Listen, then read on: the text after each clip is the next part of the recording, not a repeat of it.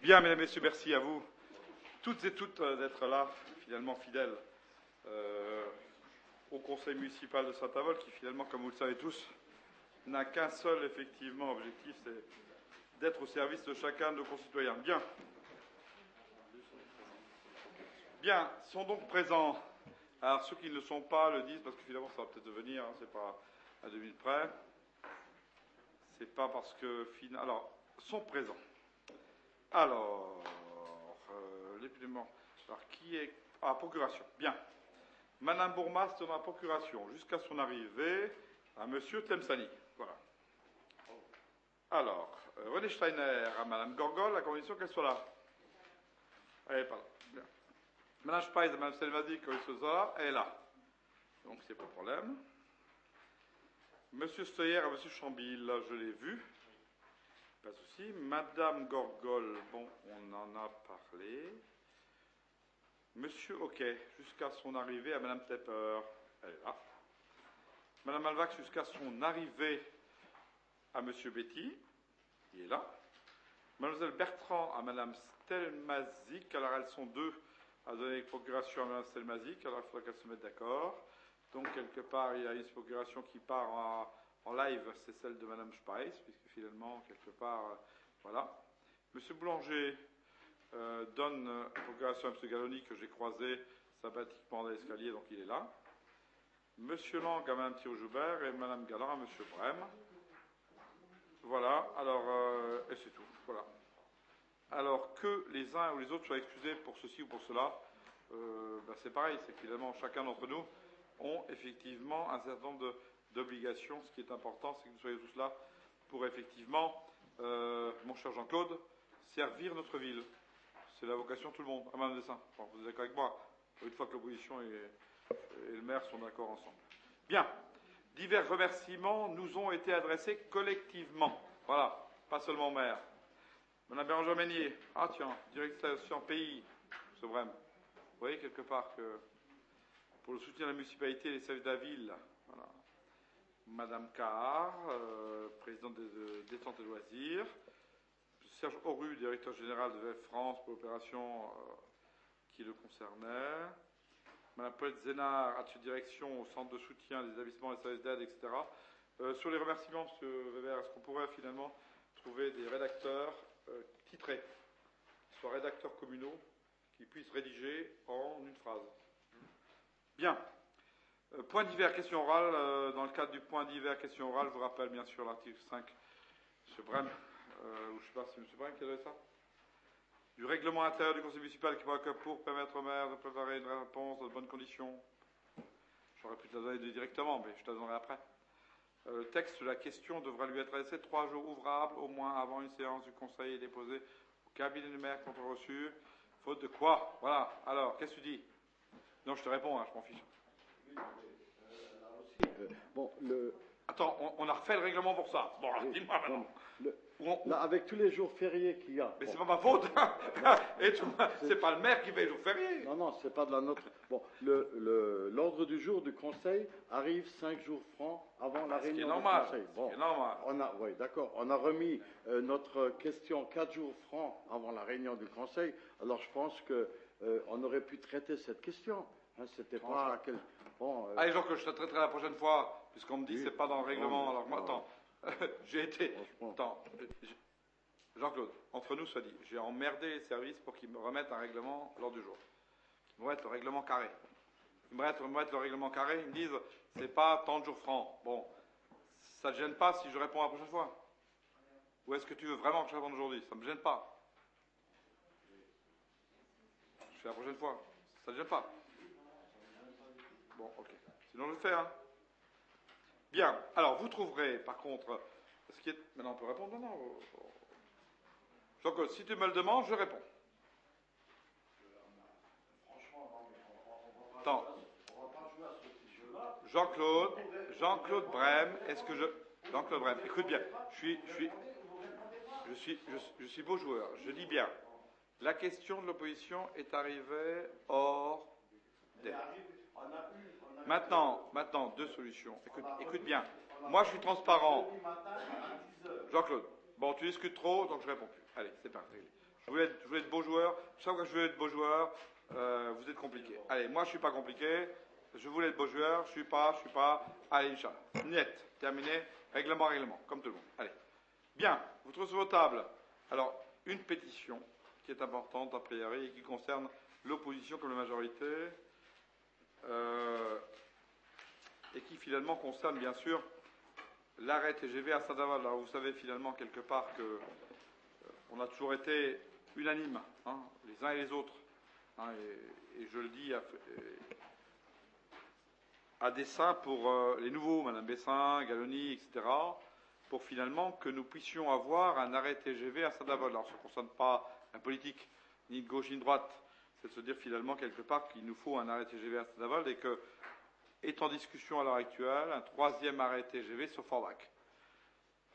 Ce matin, nous avions réunion à la fois avec les intercommunalités de Moselle-Centre, qui concerne Morange, Creuswald, qui concerne effectivement tout le secteur de Creuswald et autres, Bouzonville, François Laverne avec le secteur du DUF, pour dire finalement quelque part que nos 250 000 habitants que nous avons entre Faulquemont, Morange, Creuswald, y compris la commune de Falques, et y compris finalement tout ce qui est Sarlouis et autres, mériterait finalement un arrêt TGV. Donc plutôt que d'enfiler un troisième à Forbach, on va faire une campagne dont vous verrez finalement ici, alors quand on dit on, c'est la commune du Pays Namorien, fera véritablement une campagne qui quelque part va veiller à obtenir un troisième arrêt TGV, bien évidemment sur la gare de Saint-Avold. Et là aussi, à tous ces sympathiques personnages effectivement de l'opposition, croyez-moi, j'essaierai d'obtenir. Voilà. Ça ne sera pas finalement comme une épée dans l'eau sur effectivement tous vos mentors sympathiques que je connais, que je reconnais, qui disent finalement, bien sûr, à Saint-Avold, on dépense sans compter. Je pense quelque part que la Chambre régionale des comptes vous a répondu sans qu'on ait besoin de vous répondre. Et maintenant, le député maire de Saint-Avold va essayer finalement quelque part, avec l'ensemble de ses homologues et avec vous, d'obtenir bien évidemment sur toute une campagne de communication sur laquelle je souhaite effectivement l'unanimité, y compris de l'opposition, pour que nous puissions avoir un arrêt TGV à Saint-Avold. Je crois que c'est important. Vous avez finalement un petit peu, quelque part, des formulaires qui vont circuler sur l'ensemble des communautés, hein, pour dire quelque part que nous sommes tous ensemble, quelque part dans cette bataille, que ce soit le Pays Namorien, que ce soit effectivement le Centre-Mosellan, l'Est urbain, le Pays Boulageois, le Varn, la commune de la Houve, tous ensemble, pour effectivement que nous puissions quelque part avoir. Alors, tout ça, pourquoi Jean-Claude Brem le sait, il ne faut pas faire du grand développement économique si nous n'avons pas quelque part aujourd'hui de notre État français et de la SNCF et finalement de tous ceux qui la soutiennent de près ou de loin, un arrêt TGV à Saint-Avold. Et le député maire UMP, je le rappelle, pour dire Joubert, se mouillera dans cette affaire pour finalement obtenir, bien évidemment, cet arrêt TGV et souhaite effectivement que l'opposition s'y associe, à la fois sympathiquement, mais surtout sur quelque chose d'intérêt général. Je crois que la vision de nos territoires dépasse finalement la politique, elle est finalement du sentiment de chacun d'entre nous. Voilà. Je crois que c'est important quelque part que nous puissions les uns et les autres acquiescer finalement à cette idée. Bien, donc pour le point d'hiver, on l'a dit, l'arrêt TGV c'est fait. Donc la communication se termine, donc on va effectivement commencer, bien sûr. Je pense quelque part que on fera en sorte de faire la bonne com, c'est pas le problème. Bien, communication, notamment, visiblement, le point numéro 1 concerne la désignation de vos conseillers municipaux délégués à la défense. Alors, vous savez que il existe, il a toujours existé finalement, effectivement, que l'un des nôtres soit plutôt concerné par la politique de la défense, plutôt concerné, bien sûr, par la JAPD, qui finalement, quelque part, c'est finalement tous ces jeunes qui sont aujourd'hui convoqués pour une seule journée qui a remplacé le service national. Alors, certains d'entre vous, peut-être comme moi, regretteront quelque part qu'il n'y ait plus de service national, mais ceci étant, bon, peu importe, décisions ont été prises. Alors l'ancien délégué qui avait été désigné du 12 décembre 2001 était Yaya Temsani. Le nouveau que nous proposons, c'est Hervé Hoquet. Alors Hervé Hoquet, pour plusieurs raisons. La première, c'est parce qu'il est enseignant, donc il doit être pédagogue. Deux, finalement, quelque part, je crois qu'il est important qu'on puisse avoir avec lui une entrée en matière qui soit un petit peu différente et qui consigne bien sûr la défense avec finalement l'obligation de citoyenneté. Je crois que tout l'effort aujourd'hui fait par Hervé Hoquet, par Véronique Bourmas sur la citoyenneté est important. Alors je proposerai finalement la nomination d'Hervé Hoquet, délégué à la défense. Alors vous me direz, et M. Galloni, enseignant, me le dira aussi, et je le constaterai, que finalement pour un mec qui doit être nommé, le fait qu'il soit absent n'est pas forcément de bon augure. Et je vous reconnais, M. Galloni, quelque part, qu'il y a des enseignants qui savent se libérer et d'autres qui ne le savent pas. Ceci étant, voilà, je vous poserai néanmoins de la majorité, Hervé Hoquet, pour exercer effectivement cette fonction. Y a-t-il des commentaires? M. Brem. S'agissant d'un conseiller municipal issu de votre majorité, bon, vous avez fait un choix. Nous ne voulons pas nous initier dans le choix que vous avez fait, c'est votre choix. Bon, nous nous abstiendrons. Oui, bon. Ceci étant, que sur l'histoire de la défense, qui est important pour chacun d'entre nous, je crois qu'il faut qu'on ait quelquefois des vrais débats et des bons débats. Aujourd'hui, finalement, l'Europe de la défense. Aujourd'hui, finalement, le fait, mon cher ami Jean-Claude Brem, que malgré finalement le niveau 4 que finalement Roselyne Bachelot a mis en place pour effectivement contre la grippe un tel ou un tel ou un tel, il est important que sur des sujets qui sont des sujets très importants, on puisse finalement être relativement OK. Donc OK parce que Hervé OK, mais OK surtout finalement quelque part dans ce que nous faisons. Donc pourquoi? Parce que je crois qu'on a un certain nombre d'enseignants chez nous et un certain nombre de personnages qui ont vécu, comme toi, comme Funchilling, comme Sperlin, comme d'autres, des moments plus mouvementés de notre histoire. Et si l'on veut, Jean-Claude Brem, demain, essayer d'expliquer aux tout jeunes ce qu'ont été ces moments troublés d'histoire, je crois qu'il est important quelque part que l'on puisse avoir des gens à la fois pédagogues, mais qu'on puisse aussi avoir finalement un maximum de gens qui y participent. Je crois que c'est important cela. Parce qu'on a trop tendance à oublier et à faire oublier. Et aujourd'hui, lorsqu'on doit essayer d'expliquer en peu de mots ce qu'a été la guerre d'Algérie, ce qu'ont été nos guerres, ce que nous avons vécu les uns et les autres, ce qu'a vécu la famille de Jean-Claude quand finalement ils sont partis pour rentrer en France de l'intérieur, si on n'y veille pas, finalement, ça va devenir quelque chose qui sera incompréhensible par rapport, finalement, à ce qu'on peut connaître ou ce que peuvent connaître des gens qui ont aujourd'hui 5 ans, 6 ans, 7 ans, 8 ans, 9 ans, 10 ans. Je crois qu'il y a vraiment une importance importante à faire en sorte, quelque part, que nous soyons, effectivement, et vous soyez, pour ceux qui ont été les moteurs, qui ont été, finalement, un petit peu dans le coup, à une époque où certains d'entre nous, conseillers municipaux, n'étions pas nés. Je crois qu'il est important quelque part que ce moment d'histoire soit expliqué et réexpliqué dans les classes.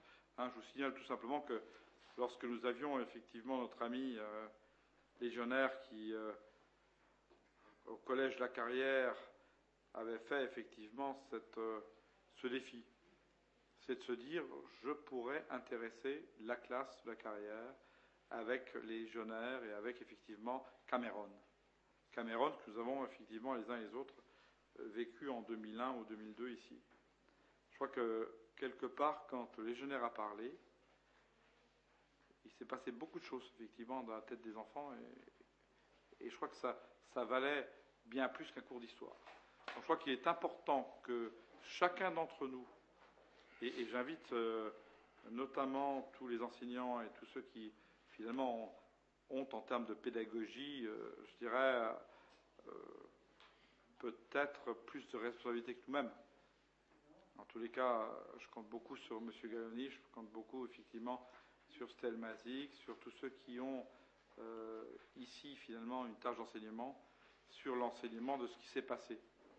Parce qu'on a toujours dit, Jean-Claude, tu sais bien, plus jamais ça, parce que finalement, quelque part,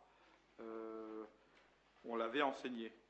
Et lorsque aujourd'hui Christian Tiercy lutte contre les tags et contre de bonnes choses, ce qui m'intéresse, ce qui m'interpelle, c'est de se dire qu'est-ce qu'on marque, pourquoi on le marque, pourquoi on fait la croix gammée, pourquoi on ne la fait plus,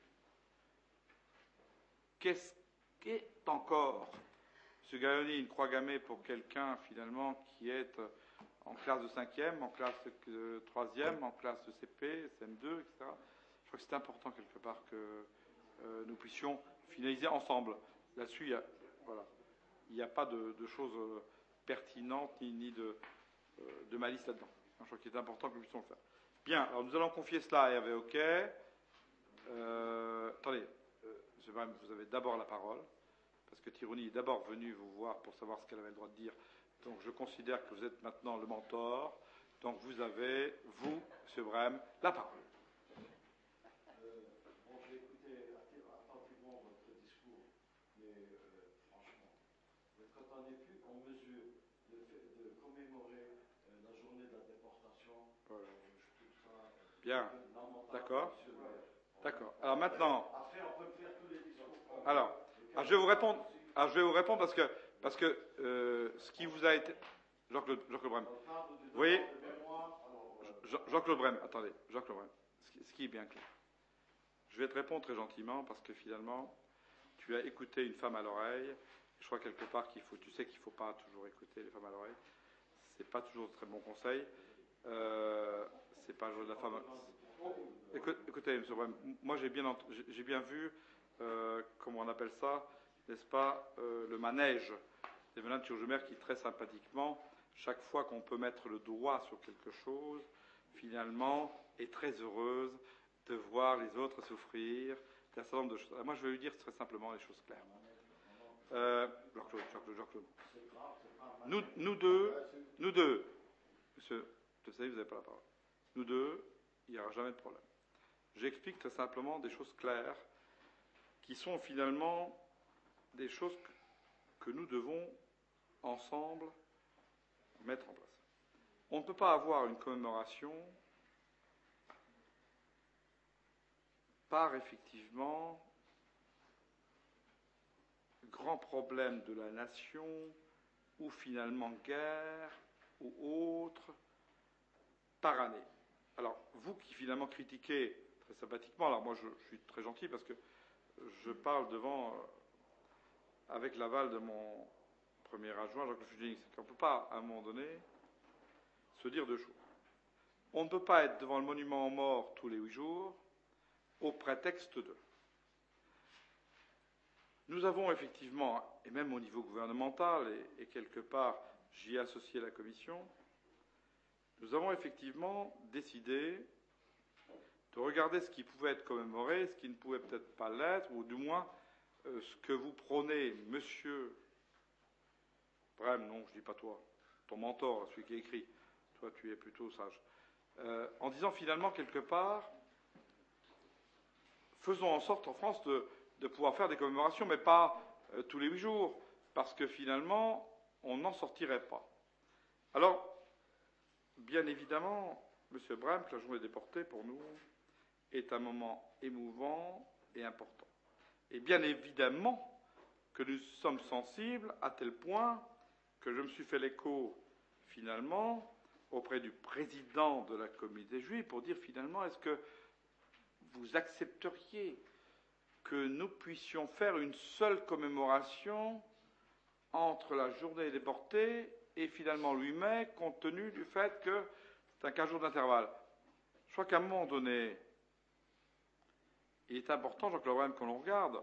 On ne peut pas être tous les 3 minutes les uns les autres dans les morts. Donc je crois qu'il est important qu'on puisse essayer de dire que la France, celle que je soutiens, pas celle qui s'excuse, que vous soutenez, mais celle que je soutiens, et celle qui ne s'excuse pas, et celle, quelque part, qui discute avec les communautés, en disant, avec la communauté juive, finalement, nous sommes d'accord, en disant, finalement, bien évidemment, nous allons essayer d'optimiser les choses pour que nous puissions commémorer à la fois, à la même date, ceci et cela. Ce qui me paraît être, Jean-Claude Brem, de bonne loi. Pourquoi ?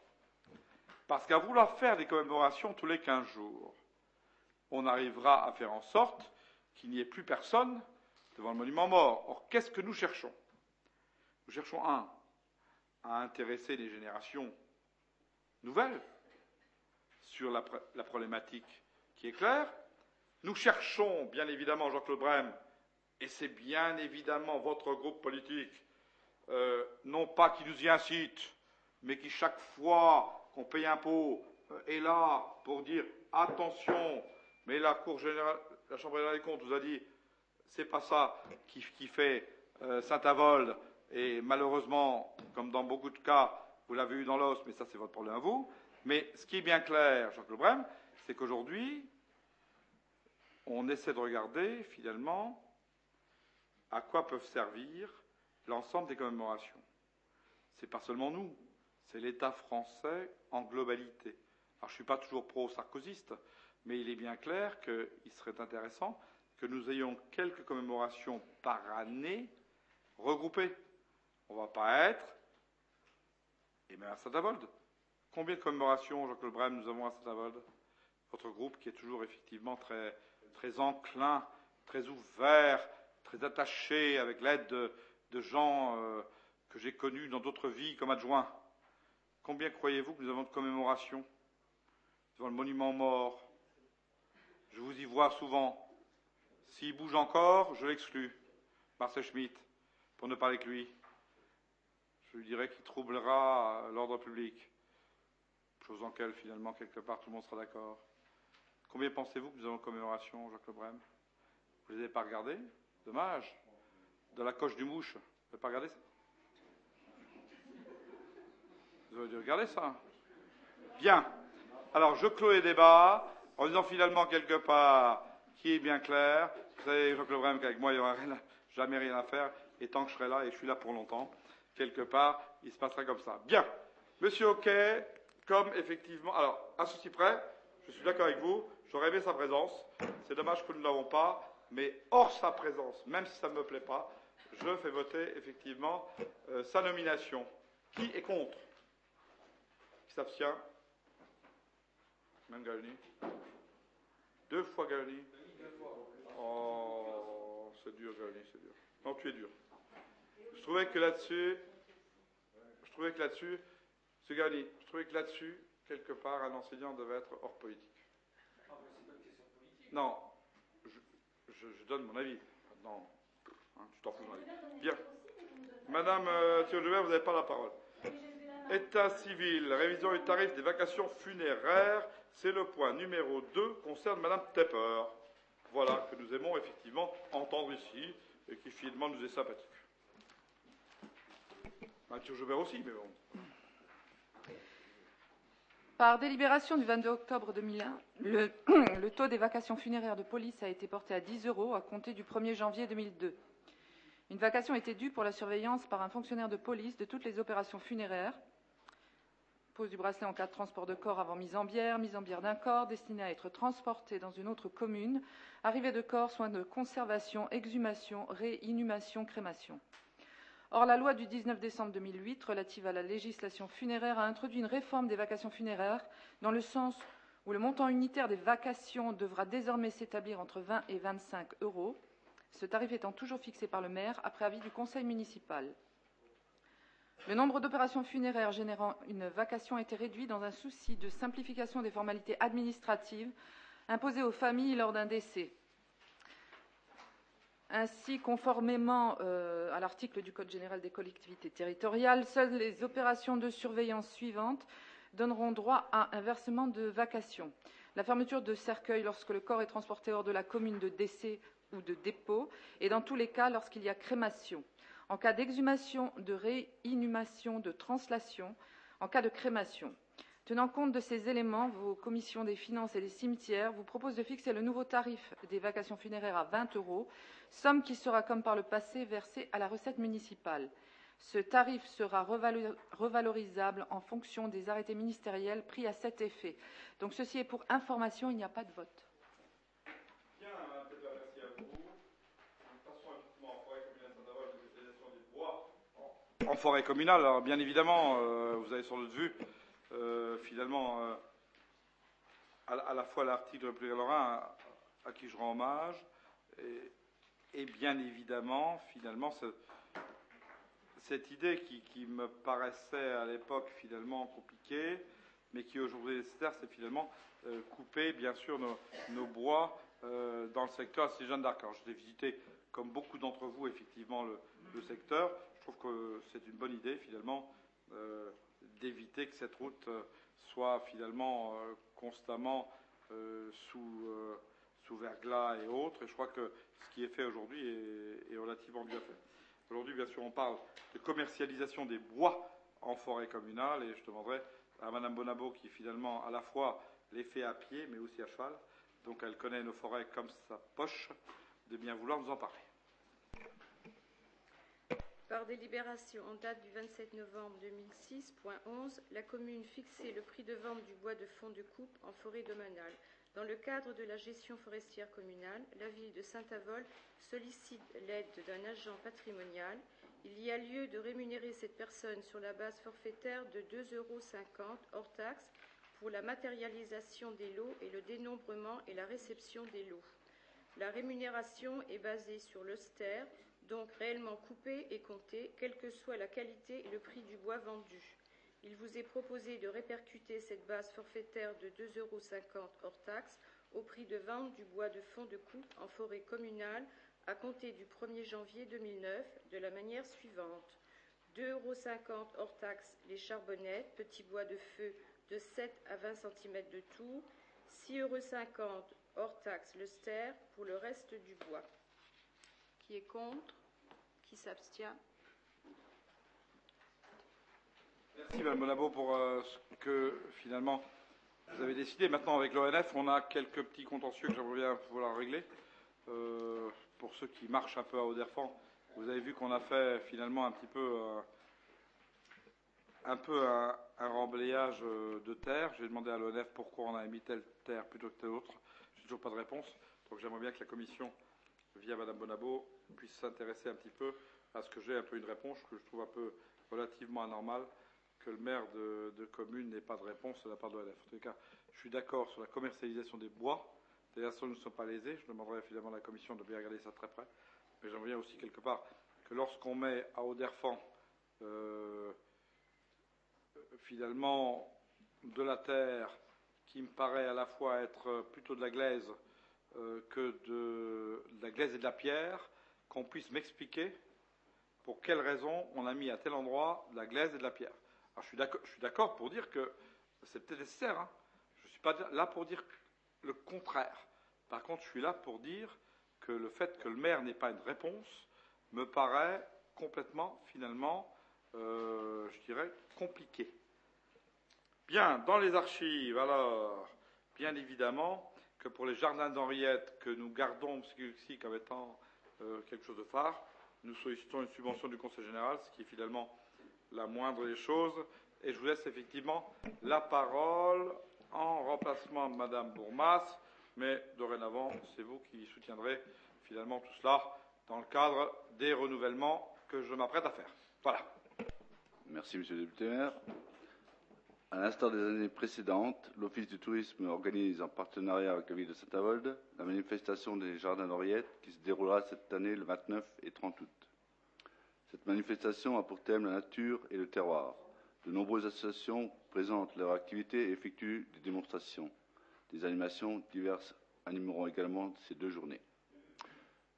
Cette manifestation sera financée par la collectivité à hauteur de 11 000 €. Cette somme comprend le matériel des installations techniques, les animations, la promotion de l'événement, la mise en sécurité du site durant 2 nuits. Après avis favorable de la Commission du devoir de la mémoire, de la citoyenneté et du tourisme et de la Commission des finances et compte rendu de l'ampleur d'un réellement de cette manifestation, il vous est proposé de solliciter une subvention auprès du Conseil général. Y a-t-il des questions? On passe au vote. Qui est contre? Qui s'abstient? Merci. Merci pour votre unanimité. Alors là aussi, on revient pour les plus jeunes conseillers municipaux à la source. Pourquoi les jardins d'Henriette? Et je pense que quelque part le président de l'Office de tourisme vous l'aurait indiqué, c'est que nous avons souhaité finalement, par ce biais-là, rappeler historiquement le château d'Henriette. Il a été fait par qui? Pourquoi? Et à partir de là, repartir vers un concept qui est un concept que Jean-Claude Brem connaît bien, c'est les jardins ouvriers, sur lesquels nous arriverons peut-être les uns et les autres un jour, puisque finalement le pouvoir d'achat aidant. Ce qui est important quelque part, c'est que ces jardins d'Henriette sont aussi issus effectivement d'Henriette de Lorraine. Donc c'est important quelque part aussi, Henri Kiguski, que tu regardes, mon cher André, que ce qui était fait à l'origine pour promouvoir à la fois le château d'Henriette, promouvoir aussi l'aspect historique des choses, reste effectivement quelque chose d'important. En tous les cas, ce qui est clair, c'est que je rends hommage à la fois à l'Office du tourisme, à son président, et à tous ceux qui y bossent, parce que je crois que depuis qu'on l'a inventé comme ça, et ce n'est pas non plus une invention de la minorité, mais de la majorité, tout se passe bien. Voilà. Vous avez la parole, M. Kiguski, pour le vote. C'est fait. Alors c'est parti.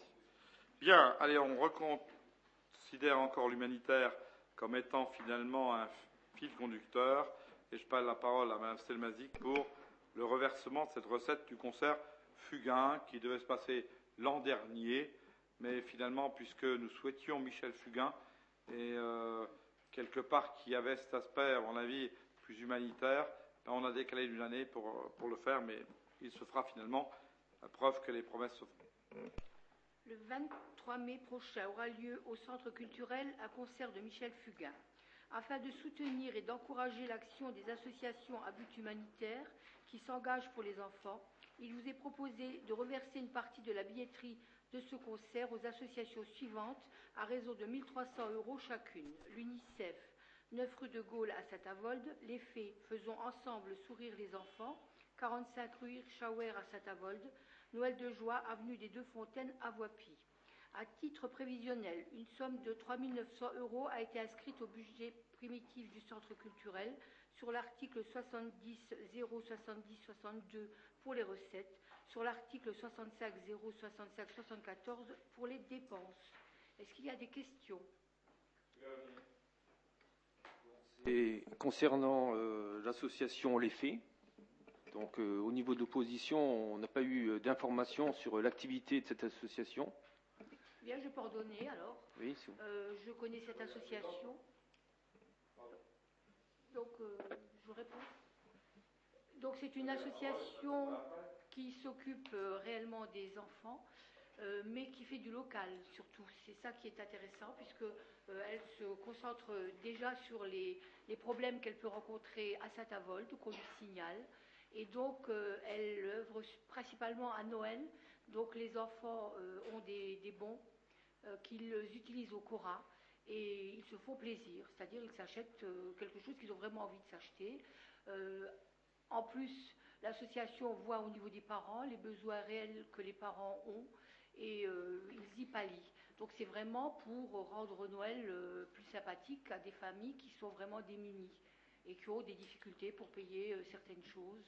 Donc c'est très concret et cette année, là à Noël, ils ont aidé comme ça 30 familles, qui sont des familles de Saint-Avold. Donc je trouve, en plus, ils ont participé au festival Jeune Public en payant la manifestation qui a eu lieu à Hospitalor à l'occasion, donc c'était 400 €. Donc ils ont pris tout ça en charge et ça a permis à Hospitalor d'avoir les enfants qui sont hospitalisés, d'avoir un spectacle qui était de qualité. Alors, M. Ganoni, pour ceux qui sont un petit peu plus loin, comme de Jeanne d'Arc finalement, quelque part, les clubs services. Vous savez ce que c'est, M. Galoni, un club service? Est-ce que vous avez une idée de ce que c'est un club service? Non, franchement, hein, c'est sans malice. Hein. Oui, non, pas vraiment. Voilà, alors, j'explique. Alors, les clubs services chez nous, si vous voulez, c'est le Rotary Club. Hein, vous avez sans doute parlé du Rotary. Lyons Club. Hein, et vous avez dû entendre parler d'un club qui s'appelait à l'époque le Kiwanis Club, qui était un club un peu plus huppé, très sympathique, qui finalement, j'explique, qui quelque part était animé par des gens tous sympathiques, qui finalement avaient commencé à faire comme... Parce qu'ils avaient un attrait qu'ils n'avaient pas finalement, mais elle n'a pas adhéré, ce qui est dommage d'ailleurs, c'est qu'il n'avait pas échappé à Mme Thiraud-Joubert, mais c'était finalement un club un peu particulier, c'est qu'il était que réservé aux femmes. Alors, le Kiwanis Club, qui féminin, a finalement été élu sur les fonds baptismaux ici en 2002. Et les personnes qui, quelque part, étaient dans ce club ont trouvé que c'était bien sympa, finalement, de faire des actions, mais qu'il n'y avait pas beaucoup de retombées locales. Je rejoins ce que disait, finalement, Mireille Stelmazik. Et que de là est né le Club des Fées, qui disait que, bien sûr, qu'il est intéressant, finalement, de faire des choses, mais encore ne faut-il pas que la maison mère, n'est-ce pas, ponctionne la moitié et que, finalement, rien n'arrive au local. Et finalement, les personnes qui ont repris ce club l'ont fait dans cet esprit. Alors, premier esprit, que vous saluerez parce que je pense qu'il est à saluer, c'est ne pas faire grand bruit. Parce que quand on est finalement dans des situations délicates et difficiles, il n'est pas bon de faire beaucoup de pubs sur plein de choses. Ça reste tout de même un club service. La preuve, c'est que les Fées font partie des clubs services. Rotary, Lyons Club, Club 41, etc. Donc les Fées font partie de ces clubs services qu'aujourd'hui, finalement, Alfred Denis, qui est le président, essaie de fédérer en disant pourquoi est-on autant de clubs services? On pourrait finalement rendre service tous ensemble sur effectivement une cause qui soit une cause naborienne, etc. Donc je pense que ce club-là maintenant a repris, je dirais, un petit peu de ses propres ailes et vole ses propres ailes, essaie effectivement de faire 2 ou 3 animations par année, dont une marche, un repas et finalement d'aider sur une action qui soit une action très positive, mais finalement, quelque part, ce qui est important pour nous, c'est qu'il aide notamment dans tout ce qui est, je dirais, aide directe aux gens de Saint-Avold, pour Saint-Avold. Et je crois que ça, c'est important, parce que sur l'ensemble des actions, ce comité qui est là, et qui ne fait pas toujours état de grand-chose, a tout de même été finalement à l'origine de bon nombre d'aides directes aux familles de Saint-Avold et aux jeunes de Saint-Avold sur des choses que vous pourriez vous imaginer très sympathiquement. C'est finalement le rêve de l'enfant, le rêve de ceci, le rêve de cela, mais simplement, M. Galoni, rencontrer la présidente, regarder et simplement écouter. Je pense qu'elle vous donnera les renseignements qu'il faut. Je crois qu'il n'y a rien finalement quelque part qui soit non transparent. Je crois que ce qui est important aujourd'hui, c'est qu'elle puisse vous dire à vous, parce qu'il ne faut pas ici en public discuter de choses qui aident les uns et les autres. Je crois qu'il est important quelque part qu'on ait finalement cette décence, mais si vous souhaitez, avec grand plaisir, je demanderai à Mme Selmazik de bien vouloir vous faire rencontrer la présidente et que vous puissiez avoir tous les renseignements qu'il faut, mais je ne veux pas ici faire état de choses qui se font en réalité, mais qui font plutôt honneur à Saint-Avold que déshonneur à Saint-Avold. Et si, quelque part, hier, Madame Pister était avec Dominique Versini et avec, effectivement, les jeunes qui font des spectacles pour, effectivement, l'UNICEF, pour rencontrer Dominique Versini, qui, finalement, est la présidente à Paris, je crois qu'il est important, quelque part aussi, que l'on encourage tous ceux qui, bénévolement, jeunes ou moins jeunes, travaillent pour que les choses avancent. Je crois que c'est important. Et si Gabriel Pister peut nous dire un petit peu en live ce qu'ils ont pu voir, les jeunes de la classe de monsieur. Oui, alors c'est Pierre Fiche. Voilà. Oui, c'est une classe de Pierre Friche, donc il y a 21 élèves qui sont partis hier. Pourquoi classe Pierre Fiche? Parce que finalement, c'est eux qui avaient fait un poème. Un poème pour les droits des enfants. Voilà, pour le droit de l'enfant. Donc on s'est rendu effectivement chez Madame Versini, chez Madame Dominique Versini, qui les a reçus, qui les a écoutés, qui a vraiment pris du temps pour eux. Et je peux vous dire que les 21 élèves étaient enchantés de leur visite à Paris. Enchantés de voir que la défenseure des enfants puisse les écouter et les recevoir comme ça. Et on a fait, en même temps, on a fait une visite de l'Assemblée nationale où on leur a montré effectivement ce que c'était que l'Assemblée nationale, ce que c'était qu'un député, ce que faisait un député à Paris. Je peux vous dire qu'ils étaient enchantés.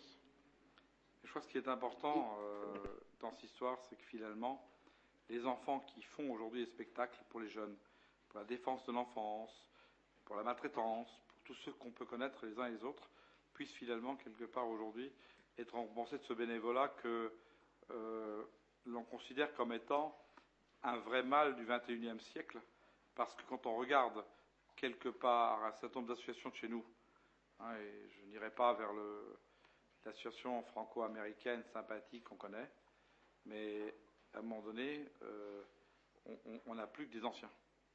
Et c'est important quelque part qu'on ait encore des gens qui finalement œuvrent à la fois pour l'UNICEF. C'est pour ça qu'on a choisi à la fois l'UNICEF, parce que finalement l'UNICEF, c'est quelqu'un qui fait effectivement chez nous les spectacles et qu'on a une journée de l'enfant, qu'on encourage, et les gens qui sont dans la commission savent qu'on encourage. On a voulu les Fées parce que les Fées, c'est une association locale qui œuvre pour le local. Et on a souhaité Noël de Joie parce que finalement, Noël de Joie nous aide aussi beaucoup au quotidien. Et si vous connaissiez finalement le nombre de demandes que je fais à Noël de Joie pour un certain nombre de Navoriens auxquels ils me répondent favorablement, il était important aussi que je ne les oublie pas, moi non plus, dans ce concert de Michel Fugain. Et quand on connaît aussi, pour les uns et pour les autres, l'histoire de Michel Fugain, on connaît à la fois sa générosité, sa grandeur d'âme, et aussi, finalement, quelque part, son souhait d'être là pour ce concert humanitaire. C'est pour ça qu'on a souhaité plutôt Fugain que quelqu'un d'autre. Et je crois quelque part que ce sera un bon concert. Et dans ce concert, j'ai demandé à Mireille Stelmazik d'y regarder sur effectivement l'aspect humanitaire des choses pour que quelque part on puisse aussi récolter quelques dons pour les uns ou pour les autres, même dans cette période de crise, pour ceux qui quelque part en ont vraiment besoin. Madame Thierry-Joubert et ensuite Monsieur Thiercy. Oui, je voulais donc saluer le travail qu'effectuait votre épouse, Madame Berthaud, Madame Gonigam, au sein de cette association Les Fées. Parce que c'est vrai que ces dames font un travail très généreux et elles défendent de causes qui sont tout à fait honorables. Et donc, je tenais à les remercier pour leur investissement et leur générosité. Et je voulais aussi les remercier pour s'être désolidarisés à un moment ou un autre de l'association Kinawiz, qui finalement avait une maison mère basée aux États-Unis. Une maison mère qui était basée donc dans un pays étranger et qui finalement ne faisait pas trop état de l'argent qui était reversé. Des sommes relativement considérables partaient des actions qui étaient faites ici à Saint-Avold et on n'avait aucune maîtrise sur l'utilisation de cet argent et il y avait de gros doutes sur les activités donc de cette maison mère. Donc moi je voulais simplement que vous nous confirmiez que les Fées n'appartenaient plus à ce réseau, qu'elle donc s'était désolidarisée de cette maison mère qui était basée dans un pays étranger et qui finalement a des activités assez douteuses. Si. J'ai donc des amies femmes, comme vous l'avez souligné, qui faisaient partie du Kinawiz, qui se sont désolidarisées. Voilà, c'est votre place, ça. Ces femmes étaient très insatisfaites du fait aussi que le champagne coulait souvent à flot et que donc une grande partie des fonds servait plus à faire des repas champêtres et puis sur Saint-Avold au moment des assemblées générales ou de certains conseils d'administration, l'argent qui était collecté pour les enfants servait beaucoup à faire couler le champagne. Donc j'ai des femmes amies qui ont quitté le Kinawiz. Vous avez demandé la parole, Monsieur Tlemcani? Vous avez Est-ce que vous avez sollicité la Vous l'aurez parole, tout à l'heure. Monsieur Tlemcani? Tiercy, après Tlemcani. Vous avez raison, Monsieur Lebert. Mettons de l'ordre dans cette boutique et nous arriverons. Allez, c'est parti. Je vous écoute. Je vous écoute. Donc, je tenais à souligner que certaines femmes et amies avaient quitté l'association Les Kinawis parce qu'à un moment donné, il y avait des graves dysfonctionnements et que donc, au départ, à partir d'un objectif très honorable qui était de collecter de l'argent pour faire du bien aux enfants en difficulté sur Saint-Avold, une grande partie des fonds étaient utilisés à d'autres fins et des fins qui étaient plus que nébuleuses. Donc, moi, je salue les femmes qui ont quitté le Kinawis pour créer l'association Les Fées parce qu'elles ont été très clairvoyantes et elles ont fait, à mon avis, le bon choix.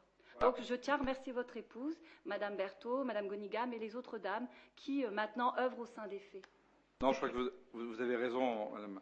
Vous avez raison, et je crois quelque part qu'il est important que vous lisiez. Mais ce qui est important quelque part, c'est qu'on ne peut pas, Mathieu Joubert, aujourd'hui, faire de procès d'intention à un club service. Parce que quand vous dites finalement, parce que c'est dangereux ce que vous dites, c'est que finalement, personne n'a de preuve que finalement les fonds d'un club service international avaient plutôt ceci, cela.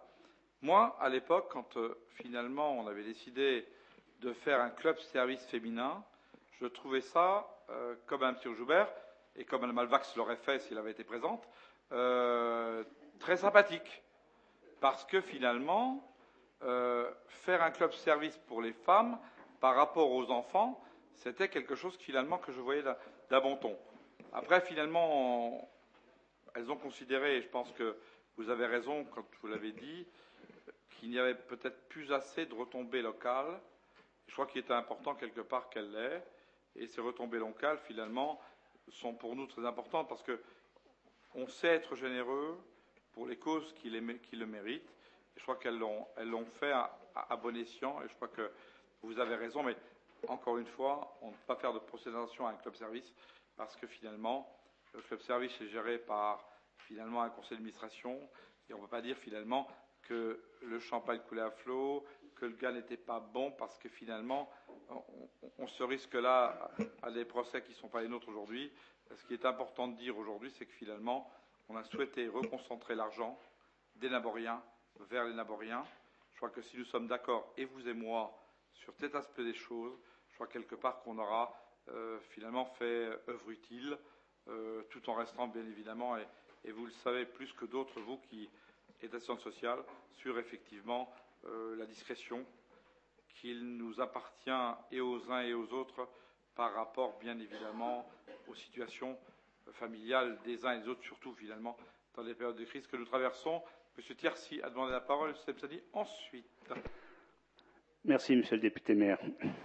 Quelque chose me fait sourire. Monsieur Galloni, vous intervenez. Vous n'êtes même pas au courant que sur la cité Jeanne d'Arc, donc, une famille a profité donc de fonds de l'association FEE, de fonds, mais ce n'était pas une mince affaire, c'était le financement d'un parking à un hôpital pour une petite fille de l'âge de 3 ans qui malheureusement est décédée, dont les parents faisaient 180 km par jour pour venir la visiter tous les jours à l'hôpital, et à l'hôpital à Paris, le parking était payant. Donc les parents en question, avec le concours des grands-parents, nous ont sollicité, municipalité, mais vous n'étiez pas là encore à ce moment-là, et nous avions voté donc en ce temps une subvention exceptionnelle à l'association Kiwanis. Alors ensuite que Mme Tironi-Joubert vienne nous faire vraiment le prêche pour une catéchèse, je pense que quelque part elle peut revoir un petit peu sa situation et sa copie, parce que quand on fait du catéchèse, je pense qu'on doit avoir une autre vision de la vie intellectuelle locale quand même, surtout pour les associations dites caritatives. Oui, moi je voulais juste répondre à Mme Tironi-Joubert. Mme Tironi-Joubert, il faut rendre hommage à ces dames qui ont vu, peut-être qu'ils ont fait une erreur d'aller chez les Kiwanis, mais qui sont rattrapés en créant une association locale. Et cette association locale travaille en direct avec le CCAS. Et tout le travail qu'elles font, c'est en direct avec le CCAS. C'est le cinéma à Noël pour les gosses. C'est des cadeaux pour les enfants qui n'ont pas les moyens. Et tout ça est avec le CCAS. Et avec le CMS. Hein. Donc, à partir de là, moi, je vous encourage à y adhérer. Mais ça, je ne pense pas que vous y arriverez. Ça, c'est la vocation, monsieur. C'est pas le problème aujourd'hui. Oui, donc je voulais répondre à mon Merci, voisin. oui. Effectivement, je ne suis pas au courant de tout. Hein. Et en particulier, je ne connaissais pas cette association. Il y a plus de 100 associations sur Saint-Avold. J'ai pas là encore eu le... Combien? Voilà. Donc plus de 100. Hein. Il y a plus de 100 associations, donc je ne suis pas au courant de tout ce qui se passe. Monsieur Gagny, qu'on soit bien clair, qu'il soit Tircy faisait un petit clin d'œil, en disant vous êtes élu de la cité Jeanne d'Arc. Ce qui se passe dans la cité Jeanne d'Arc, c'est quelque chose qui doit vous interpeller. Le problème, c'est que vous n'étiez pas au courant de choses. C'est pas grave, c'est pas le problème. Aujourd'hui, c'est finalement, bien sûr, l'enjeu politique qu'il veut. C'est comme ça, c'est tout. Voilà. Mathieu Joueur, stop. On arrête le truc. On va pas rester blanc qu'un jour. Je voulais simplement dire que d'un côté, vous, monsieur le maire, qui avez compris qu'il fallait faire preuve de discrétion dans les situations de familles en difficulté, tout à fait. vous n'êtes pas toujours bien entendu par vos colistiers qui, quelque part, disent « vous n'êtes pas au courant de ceci et de cela ». Ils font l'inverse de ce que vous dites. Nous sommes... Vous voyez comment que c'est? Je pense que vous devriez Mathieu Joubert, reprendre parce je vais faire comme Sarkozy, un remaniement ministériel. Vous allez voir cela. Oui, moi je pense qu'il faut les briefer parce que là, il y a du relâchement. Madame Thierry Joubert, je vais peut-être faire un remaniement ministériel. Alors, vais-je faire l'ouverture vers la gauche? Ça, c'est quelque chose de nouveau, Joubert. En tous les cas, vous m'avez compris. Et moi, je vous ai compris. Tiens, pour une fois. Voilà. Bien. Madame Selmazik, vous êtes sur la parole. Oui, oui, donc on va passer au vote. Qui est contre? Qui s'abstient? Merci. Merci, Madame Selmazik. Point numéro 6 concerne effectivement les subventions aux établissements scolaires. Madame Pister, vous avez la parole. Merci, monsieur le député maire. Donc, c'est une subvention qui est versée depuis 1984 à tous les établissements scolaires secondaires et techniques, dont les montants fixés actuellement sont 60,98 € par classe pour les SECPA du collège La Carrière et 762,25 € par établissement pour les lycées et collèges ainsi que l'ensemble scolaire privé Sainte-Chrétienne. Donc, les fonds en question sont destinés à l'achat de petits matériels, équipements ou à la prise en charge de frais de location de salles. Pour l'exercice 2009, votre commission des affaires scolaires vous propose de reconduire ces dispositions sous la même forme, étant entendu que les versements ne peuvent intervenir que sur présentation de justificatifs, à savoir des factures dûment acquittées présentant une somme totale de 5 579,67 € pour l'ensemble des établissements concernés, sans la répartition et l'imputation budgétaire détaillée ci-contre. Vous avez tous vu le tableau. Donc, les crédits nécessaires sont prévus au budget primitif 2009. Y a-t-il des questions?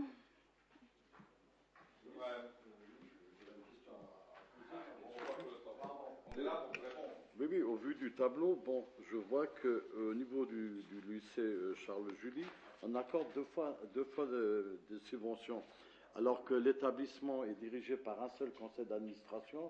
Je pense que dans un souci d'équité par rapport aux autres établissements, il faudrait peut-être rétablir la situation. Par rapport aux autres établissements, oui, il y a toujours LPR. Je demande à M. Perla parce que celui qui a été Parce qu'il y a toujours le lycée. à la fois de lycée et finalement de collège ou professionnel, je pense que qu'est-ce qu'on pense? Oui. Enfin, moi, il me semble que la subvention qui est versée, ce n'est pas au conseil d'administration, c'est aux élèves. Quoi. Hein, et donc, ce sont des établissements techniques qui nécessitent beaucoup de... Qui nécessitent beaucoup de subventions, enfin, de fonds. Hein. Il y a quand même plus... Mais il y a deux entités qui fonctionnent. Hein. Oui, c'est ça, voilà.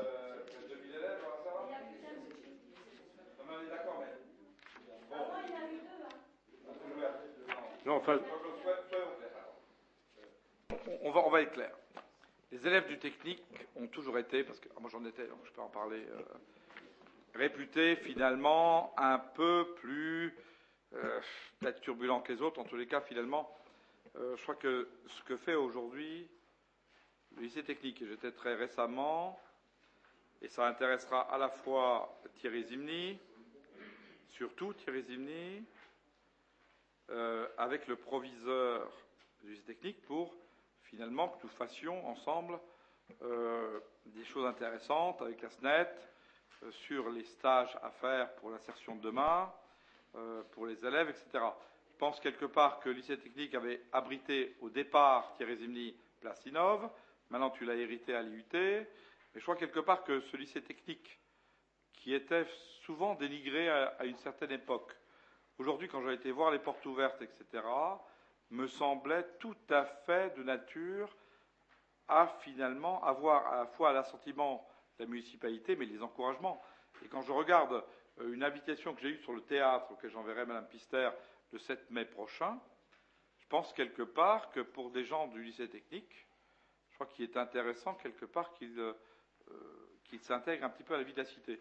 Alors moi, je dois à la fois rendre hommage aux proviseurs adjoints, aux proviseurs, etc., à ceux qui travaillent, et y compris aux élèves, parce que on dit toujours finalement filière technique, etc., etc. Je ne sais pas ce qu'en pense Zimni et notamment tous les professeurs techniques qui existent ici, mais je crois que Jean-Claude Brem, le fait qu'on leur donne un peu de pognon, c'est bien. Enfin, en tout cas, moi, j'y consens très volontiers. Voilà. Rajouter quelque chose. M. Sperlin, ensuite M. Zimni, sur lequel je veux son avis, et Mme Joubert ensuite.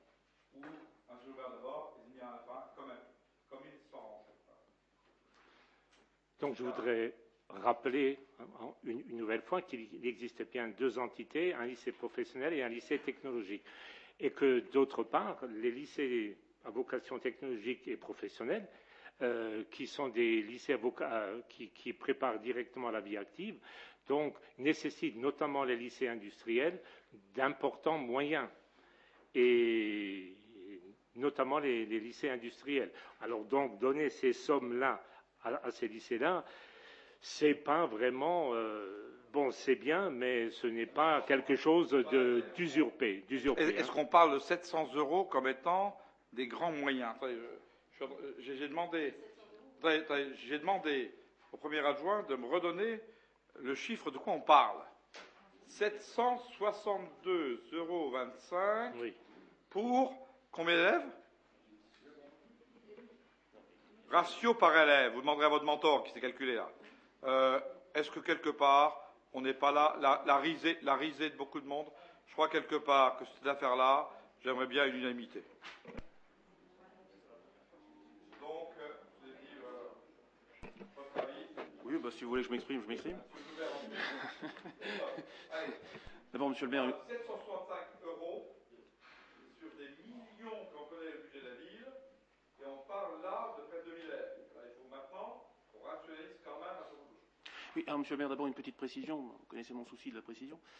Plustinov est une construction de l'IUT et travaille en partenariat, en synergie avec le lycée, mais je n'ai pas récupéré une structure qu'ils ont créée. C'est bien une structure universitaire avec laquelle le lycée travaille. Mais je sais ce que c'est la crise du logement. En tous les cas, ce qui est clair, c'est que je me réjouis que vous n'étiez pas à l'hôtel social pour finalement, quelque part, on vous héberge. En tous les cas, ce qui est bien clair, c'est que le lycée technique Charles-Julie, devant l'incompétence, je le dis à un moment donné, je le dirai encore au recteur quand il viendra me voir, devant, comme on dit toujours finalement Jean-Claude Brem, parce qu'il a la bonne formule, c'est finalement devant le fait que l'État n'assume pas toujours ce qu'il devrait assumer. À un moment donné, Plastinov était très content d'avoir des locaux finalement de Charles-Julie. Je ne suis pas très sûr que les budgets suivaient. C'est exact. Bon, maintenant sur ce qui le point qui sur le point qui nous concerne, c'est une attribution qui est forfaitaire. C'est une attribution qui est forfaitaire par établissement, et il est vrai que les deux conseils d'administration ont fusionné. Donc c'est une fusion qui est, je dirais, un petit peu symbolique, puisque les deux entités continuent à fonctionner avec le même nombre d'élèves. Donc c'est plus une rationalisation des moyens de la direction, je dirais. Bon, maintenant, s'il est vrai que c'est une attribution forfaitaire, on devrait effectivement le donner. Mais bon, ceci dit, effectivement, par rapport aux sommes qui sont en jeu, je trouve que c'est discuté pour pas grand-chose, quoi. Oui. En fait, moi, je pense qu'il faudrait entamer une réflexion pour savoir pourquoi en 84 et donc complété par 95, on a décidé d'attribuer ces sommes au lycée du technique et à tout ce qui était enseignement secondaire. Parce qu'en fait, au départ, nos compétences, nous, communales, c'est quand même de soutenir tout ce qui est école maternelle et primaire. parfois on est obligé de dire non à certaines écoles en matière de demande de subvention pour acheter des biens type informatique ou des choses comme ça. Et donc, je veux dire, quelques écoles risquent de dire à un moment donné, ben voilà, au départ, vous êtes là pour nous, et puis vous vous dispersez, vous aidez ceux de l'enseignement secondaire et technique. Donc, moi, je dis simplement qu'il faut qu'on ait juste des arguments clairs et qu'on dise, voilà, c'est parce qu'on pérennise une action du passé qui s'est mise en place en 84 et que finalement, on veut que les traditions se pérennisent. Maintenant, si on arrive à répondre à toutes les demandes au niveau des maternelles et des primaires, c'est bien. On peut se permettre alors de continuer de pérenniser tout ce qui était mis en place en 84. Mais je ne voudrais pas qu'à un moment ou à un autre, on culpabilise la mairie et puis la municipalité en disant vous donnez au lycée technique, vous donnez aux établissements secondaires, alors qu'eux dépendent de la compétence pour les lycées de la région et pour le secondaire, les collèges, du conseil général. Voilà, moi c'est tout. Je trouve que c'est bien qu'on puisse prendre en charge certaines sorties justement de ces lycées, de ces collèges. On les soutient déjà quand on aide au financement de certains voyages scolaires.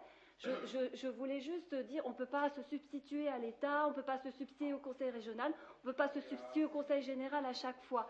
Juste qu'on soit vigilant, qu'on ait des arguments de réponse le jour où on est interpellé par ceux du primaire qui vont dire mais c'est nous quand même la priorité et c'est quand même nous que la municipalité doit aider en particulier. Alors, M. Joubert, ce qui est bien clair, je crois quelque part que lorsque nous manquerons à nos devoirs, je compte sur vous, M. Joubert, pour nous excuser devant les Naboriens, au nom du maire, comme finalement l'a fait Ségolène, pour le président. Je crois quelque part que vous le faites avec tellement de conviction qu'on finira par vous croire ce que je dis très simplement. Pour avoir été à l'époque, Madame Joubert, chef de classe quelque part, et pour avoir quelque part à l'époque connu un proviseur qui s'appelait effectivement M. Galland, et à qui finalement on a fait finalement les mêmes gentillesses qu'on a pu faire à d'autres. Donc ce que je veux simplement vous dire, en sortant un petit peu des pics des uns et des autres, c'est que finalement aujourd'hui, dans un lycée professionnel qui amène sur la vie active, et je voudrais rebondir sur ce qu'a dit M. Sperlin qui me paraît très essentiel, c'est que nous devons être ici, Mme Joubert, vous et moi, l'ensemble des conseillers municipaux très unis, l'ensemble surtout des enseignants, même quand ils sont absents et quand ils arrivent finalement, quand ils peuvent, à finalement se dire que nous formons l'avenir des jeunes. Or, former l'avenir des jeunes, ça ne se fait pas sans rien. Ça ne s'est pas fait, Mme Joubert, sans finalement que nous acceptions de financer le privé comme le public. Ça a été l'une des premières décisions, et ça ne se fait pas sans que quelque part, finalement, on donne quelques subsides aux foyers socio-éducatifs ou qu'on soutienne quelques, finalement, idées, à la fois de théâtre, à la fois de sport, dans ce qui concerne. Parce que quand on regarde quelque part les lycées, Nathalie Joubert, les lycées, ils sont financés par la région.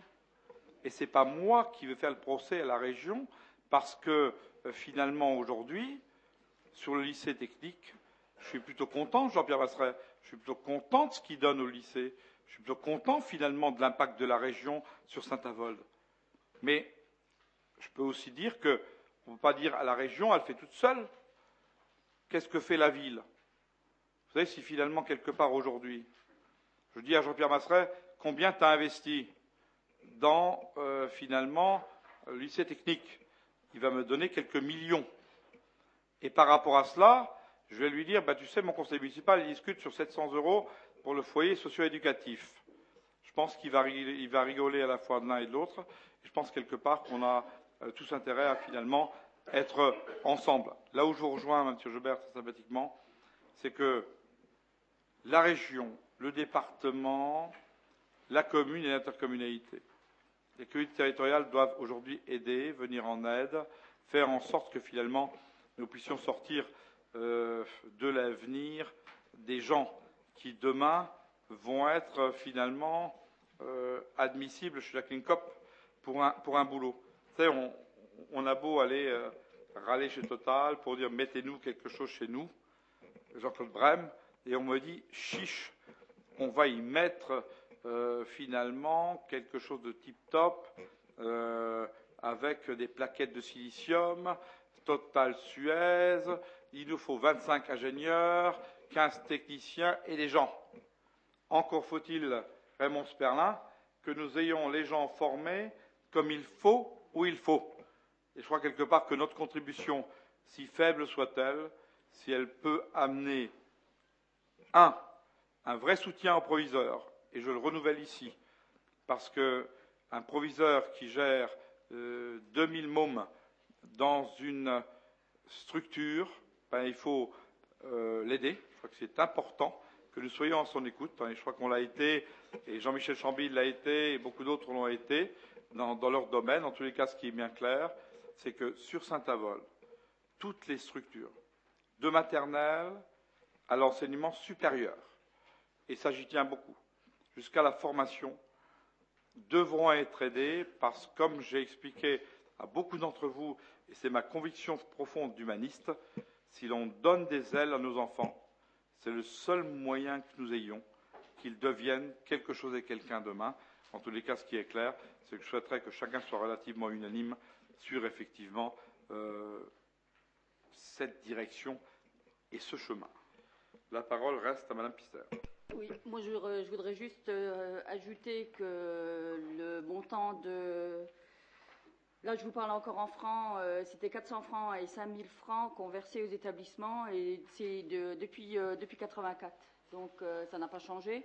Par ailleurs, pour fréquenter beaucoup les écoles depuis 1 an et les conseils d'école, je peux vous dire que nos écoles sont très bien équipées, tant au niveau de l'informatique, au niveau du matériel.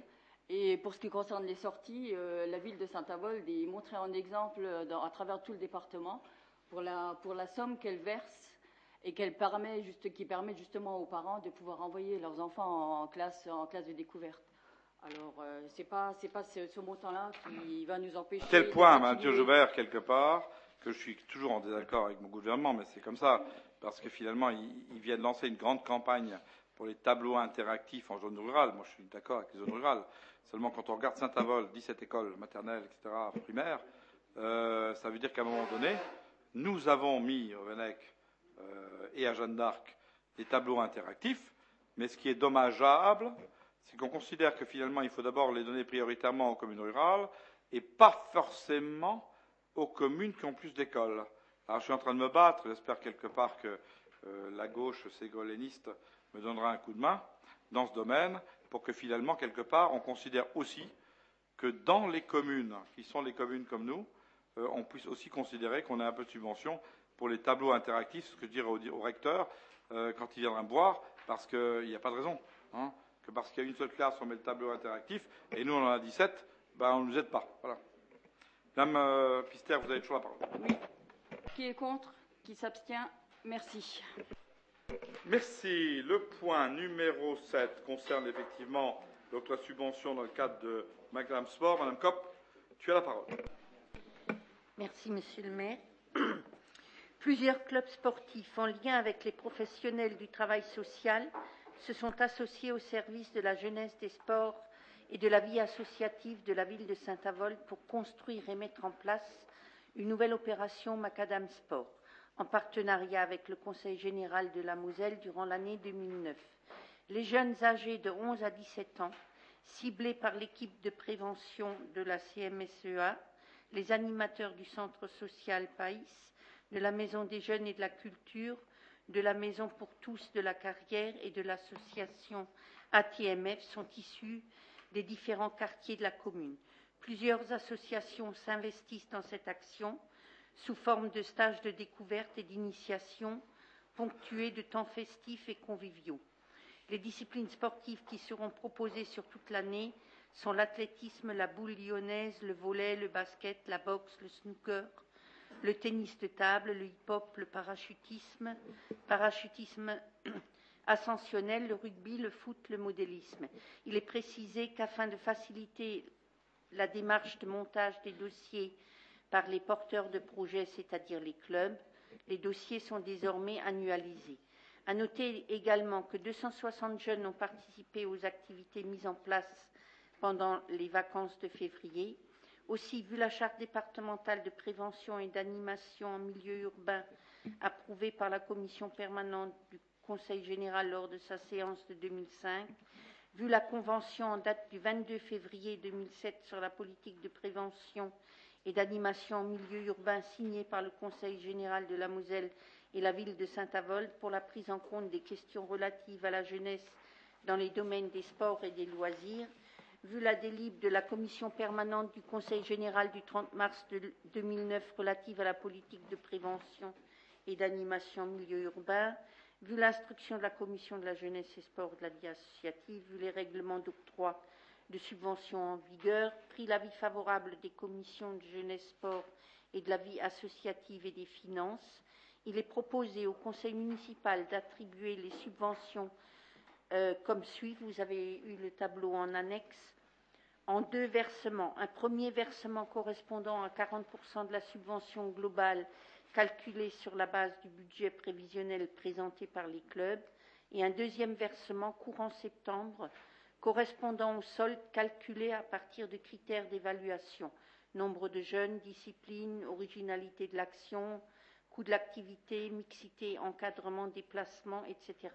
Des bilans et justificatifs de facture.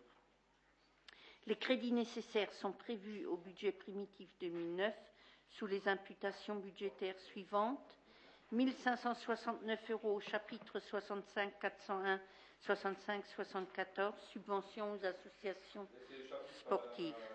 Voilà. Donc, y a-t-il des questions?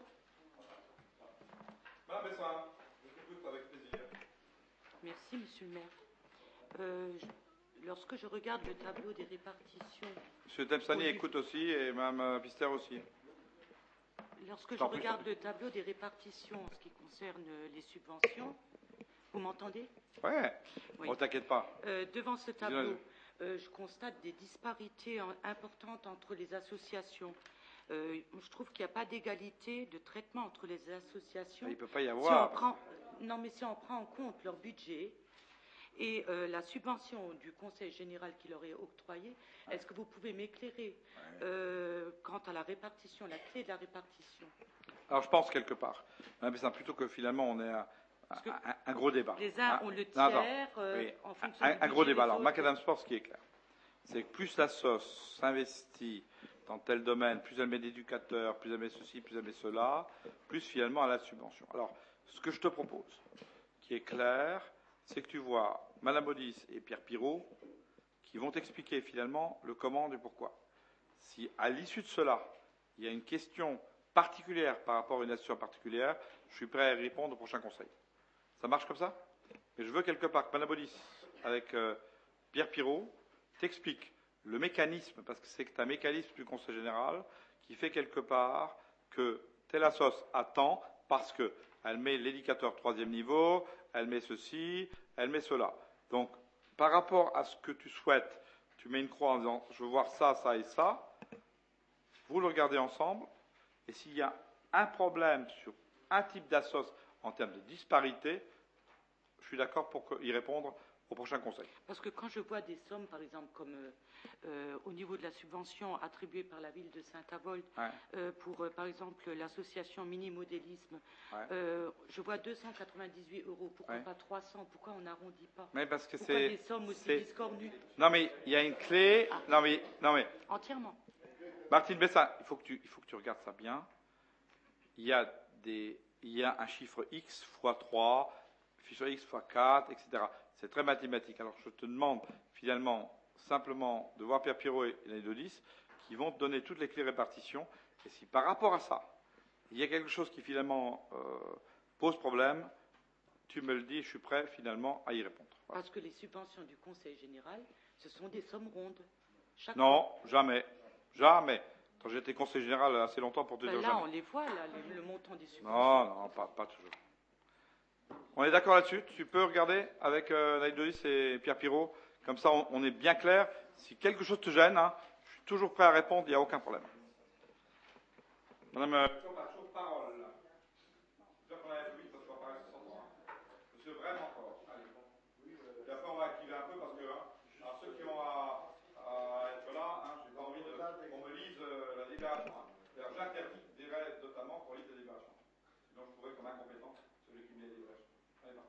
Bon, au-delà des clés de répartition qui ont été discutées, bon, elles valent ce qu'elles valent. Là, je constate qu'il y a une association. Alors, c'est un peu curieux. C'est la seule association au niveau de toutes les associations qui a une subvention de la ville supérieure au montant attribué par le Conseil général. Alors, je ne sais pas, je voudrais qu'on m'explique un peu le comment et pourquoi. La SVBL 57, elle touche une subvention du Conseil général de 800 €, subvention attribuée par la ville 900 €. Et c'est la seule association qui se trouve dans ce cas de figure. Alors bon, eh oui. Le basket, alors qu'est-ce qu'il y a le basket? Oui, mais Madame Maudis, de la commission. Bon, qu'est-ce qu'on fait de plus? Il me semble que M. Brem était à la commission des sports dont on a parlé de Macadam. Oui. Si je vais vous dire, Mais, comme Monsieur le maire vous l'a dit, je vous invite tous les deux à oui, non, mais revenir on n'avait pour qu'on pas, vous donne à ce les moment-là. explications. Bien sûr que si, Monsieur Brem. Non, mais Madame Maudis, Le tableau, on vous l'a présenté. Je ferai enregistrer les commissions comme vous faites enregistrer autre chose. Voilà. J'ai aussi le droit d'enregistrer les commissions. Monsieur, Comme ça, on exactement. enregistre tout. Voilà, et on est clair. Vous enregistrez, j'enregistre. Voilà. Les commissions, j'enregistre aussi. Comme ça, on est clair. Vous dites, vous dites pas.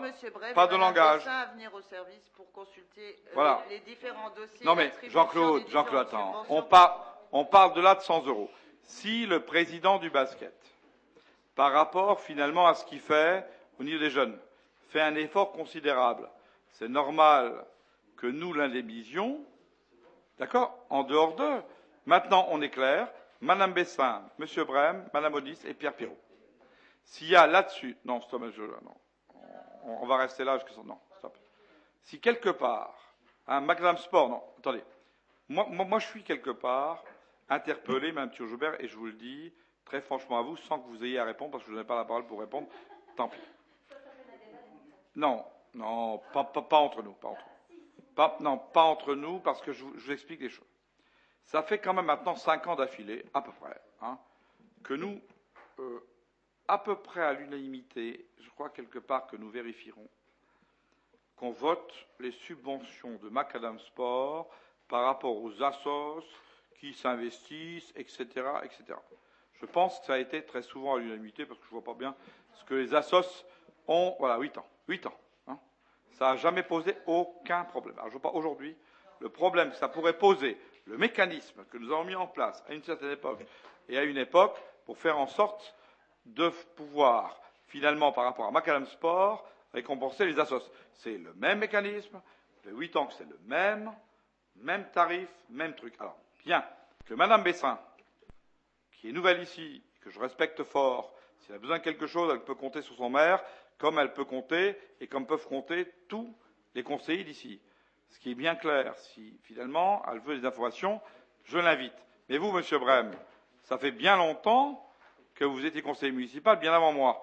Donc ça veut dire finalement que si vous avez toujours rien compris au système, c'est que quelque part, la clé de répartition, je demanderai à M. Galloni de vous l'expliquer, mais moi aussi.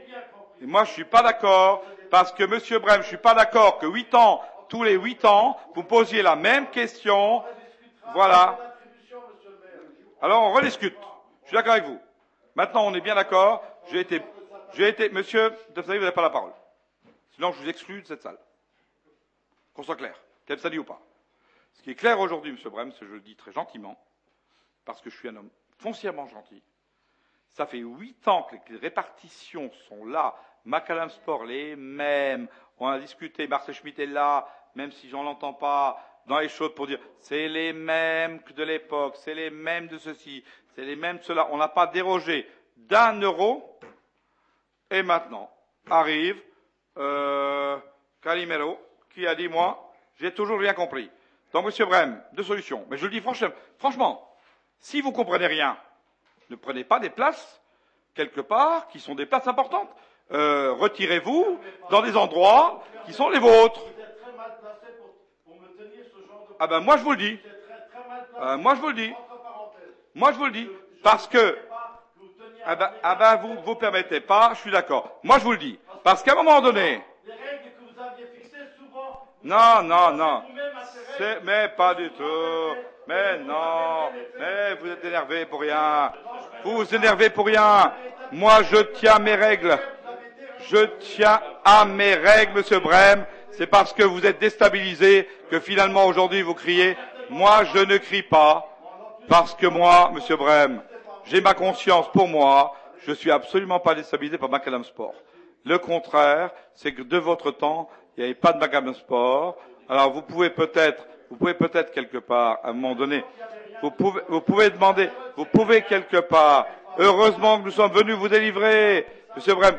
Nous sommes venus vous délivrer et vous ne l'admettrez jamais. Ceci étant, stop, on arrête là. Je cède la parole à Madame Kopp pour le vote et point barre. Y a-t-il des abstentions? Qui vote contre? Adopté. Merci. Point numéro 8 concernant la voirie. Monsieur Perlin, vous avez la parole. J'aimerais quelque part qu'on active un peu parce que je ne veux pas rester là jusqu'à 21h. Allez, on est parti.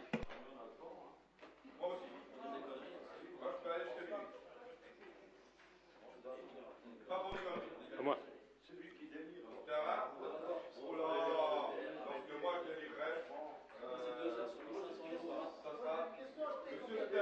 Bien.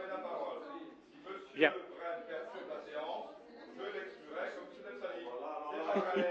C'est pas vous qui allez m'exclure. Alors là, je vous préviens tout de suite. C'est pas vous qui allez m'exclure. La police municipale. Oui, appelez la police municipale. Et c'est vous qui l'exclurez. Au premier. Bien. Allez. Bien, le point numéro 8 concerne la... Vous ne menacez pas comme ça avec votre droit. Parce que je vous garantis quelque part que M. Brem, vous menacez à ses maires, vous garantissez ça par les lois. On est bien d'accord. Alors on se calme. Je vous respecte, respectez-moi. Moi je vous respecte. Moi je vous respecte. Mais alors, calme-toi. Bien, le point numéro 8 concerne donc la rénovation des voiries et des réseaux divers rue de Naples, Essin et Impasse des Joncs, ainsi que la désignation du titulaire du marché et avenant numéro 2 au contrat de maîtrise d'œuvre. Alors, première partie de la délibération, la désignation du titulaire du marché. Bon, je passe sur l'historique, si vous le voulez bien. La commission d'appel d'offres réunie le 27 mars 2009 et le 2 avril 2009 a décidé d'attribuer le marché, les deux phases, au groupement Bâti TP Cégélec de Saint-Avold, mieux disant pour un montant de 716 371,71 €, toutes taxes comprises, pour la phase 1, et 710 354,57 €, toutes taxes comprises, pour la phase 2, la rue de Naples et l'impasse des Joncs, soit un total de 1 426 726 €, 28 centimes, toutes taxes comprises, ou 1 192 914 €, 95 €, hors taxes. Deuxième partie, l'avenant numéro 2 au contrat de maîtrise d'œuvre. Alors, c'est le groupement Espace Architecture, logo B, qui est titulaire du contrat de maîtrise d'œuvre conclu dans le cadre de l'élaboration et du suivi du projet de rénovation des voiries et des réseaux divers, rue de Naples, Essin et Joncs. Alors, par délibération en date du 10 avril 2008, un premier avenant a entériné le coût prévisionnel définitif des travaux, arrêté à 1 384 515,93 €, hors taxes. La rémunération de l'architecte était ainsi fixée à 121 145 €, 14 centimes, hors taxes. Alors, suite aux commissions d'appel d'offres du 27 mars 2009 et du 2 avril 2009, le groupement Espace Architecture Logo B a procédé aux vérifications d'usage et a confirmé le caractère mieux-disant de cette offre. Le montant du marché cité en référence est inférieur au taux de tolérance de la phase étude établi à 8%.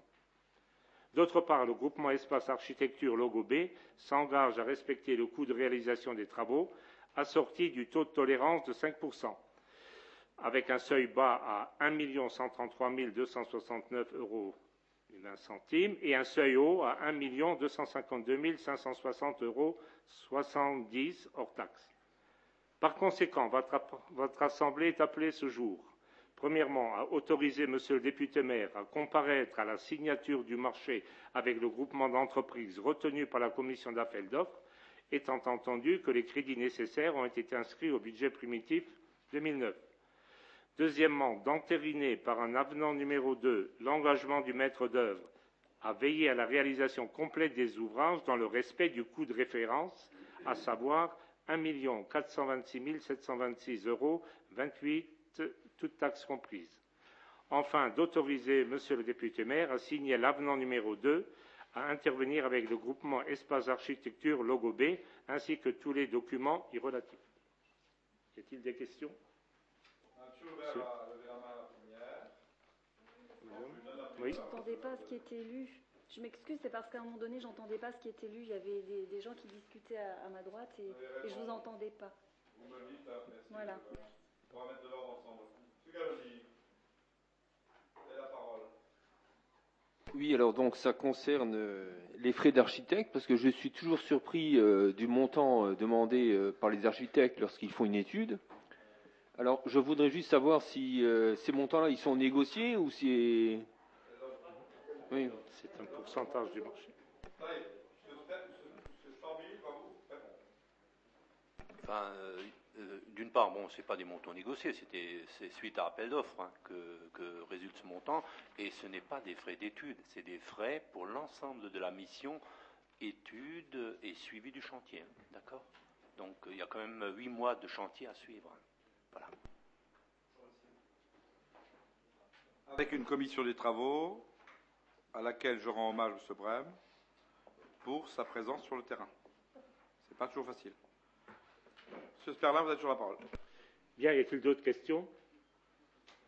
Bien, alors nous passons au vote. Qui est contre? Qui s'abstient? Donc la délibération est adoptée. Merci. On passe aux archives avec l'envoi en mission d'archiviste. Monsieur Hockey, nous ayons rejoint, étant finalement maintenant désigné conseiller en charge de la défense. Avec tout ce qui va avec, Monsieur Hockey, je ne vous louperai pas, n'est-ce pas, dans les missions qui vous seront confiées dans les jours à venir, puisque nous avions été unanimes, bien sûr, à vous nommer.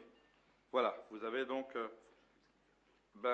Ski va passer ça à OK, parce que OK étant là, OK va faire. Parce qu'il n'y a quand même pas raison que Ski parle 2 fois et qu'OK ne parle pas. Donc il va nous en parler. Voilà. Merci André avec un S à André. Donc Pascal Floss, attaché de conservation du patrimoine et historien, est engagé en accord avec la ville de Saint-Avold dans la rédaction de 2 ouvrages traitant d'une part de l'histoire de l'abbaye bénédictine de Saint-Avold, en collaboration avec André Pichler, et d'un ouvrage grand public traitant de l'histoire de la ville de Saint-Avold. Après un dépouillement systématique des fonds d'archives en France et en Sarre, il s'avère que de très nombreux documents indispensables pour l'histoire de Saint-Avold sont déposés aux archives de Trèves en Allemagne. En effet, les archives pré-révolutionnaires de l'abbaye bénédictine de Saint-Avold ont disparu et seuls les fonds trévirois de l'abbaye Saint-Maximin, avec laquelle Saint-Avold a entretenu des relations très intenses, ont été conservés. Les archives tréviroises, nombreuses et abondantes, nous permettront de mieux appréhender l'histoire de l'abbaye bénédictine naborienne, sœur de celle de Saint-Maximin de Trèves. Compte tenu de ce qui précède, et sur proposition de la Commission des finances, vous êtes invités à approuver l'envoi en mission de Pascal Floss, à raison de 2 missions d'1 semaine chacune. Les frais de déplacement, de séjour et de reproduction éventuelle de documents, photocopies et microfilms seront intégralement pris en charge par la ville de Saint-Avold. Pascal, en plus, parle parfaitement l'allemand. Y a-t-il des questions, des abstentions, des oppositions? Merci. Merci, mon cher Hervé. Point numéro 10 concerne le personnel communal avec l'affectation de logements pour les sociétés de services. Monsieur Tercy, vous avez la parole. Merci, monsieur le député maire. Une concession de logement pour nécessité absolue de service a été créée par délibération le 27 mars 1986 au profit du concierge de la maison des associations. Le logement qui y est rattaché, en fait, a été affecté au concierge du groupe scolaire Cruzem, faute pour lui de ne pouvoir occuper l'appartement de l'ancien concierge du site, malheureusement décédé. En effet, celui-ci, appelé à d'autres fonctions, était maintenu à sa demande dans l'appartement, mais à titre payant. Aussi, compte tenu de cette situation et du souhait de l'agent concierge de la maison des associations de bénéficier d'un logement de fonction, il apparaît aujourd'hui nécessaire de lui proposer un appartement. Le choix s'est par conséquent porté sur un logement issu du parc immobilier de la ville, de type F4 de 72 mètres carrés avec cave, qui se situe dans le bâtiment ex-instituteur de la rue Saint-Exupéry. Aussi vous est-il suggéré de rattacher le dit appartement à la concession de logement créé par délibération du 27 mars 86 au profit du concierge de la Maison des Associations. Ensuite, donc, de lier cette concession les avantages suivants: la gratuité du loyer, gratuité du chauffage dans la limite d'une consommation annuelle de 50 500 kWh, référence énergie, coût, gaz, chauffage au 1er mai 2008, gratuité de l'eau dans la limite d'une consommation annuelle de 150 m3, et enfin gratuité d'électricité dans la limite d'une consommation annuelle de 500 kWh. Y a-t-il de remarques ou objections? Oui, effectivement, vous parlez d'une nécessité absolue de service, alors qu'on va prendre une concession de logement aux antipodes de la ville, très loin du lieu de travail où travaille le concierge. Alors, bon, la question qu'on se pose, est-ce qu'il y a réellement une nécessité de service, d'une part? Deuxièmement, le concierge est un peu polyvalent parce qu'il est votre chauffeur, il fait concierge, bon, il fait un certain nombre de choses. Alors, quelle est la part de fonctionnement en tant que concierge, de fonctionnement en tant que chauffeur? Et d'autre part, on va le loger dans un immeuble, dans un petit immeuble que vous avez vendu à M. Lang. Oui, que votre majorité a vendu à M. Lang. Non, il n'est pas vendu celui-là. Vous l'avez pas? À la rue Château, c'est pas rue Saint-Thèse. Ah bah, Quoi? Donc, je te réponds. Tu termines? Enfin, on avait un logement, on l'a vendu, ça c'est clair. Monsieur Galloni, vous n'avez pas donné la parole, donc attention, sinon, voilà. Alors, monsieur Bell. Même si vous n'aimez pas ce qu'on fait, alors, je n'ai pas dit que j'aime pas, non. Donc, je t'explique. Je pose certaines questions, déjà par rapport à l'éloignement. Non, alors, par rapport en deux mots, on va mettre les choses claires par rapport aux choses claires. Culetto est devenu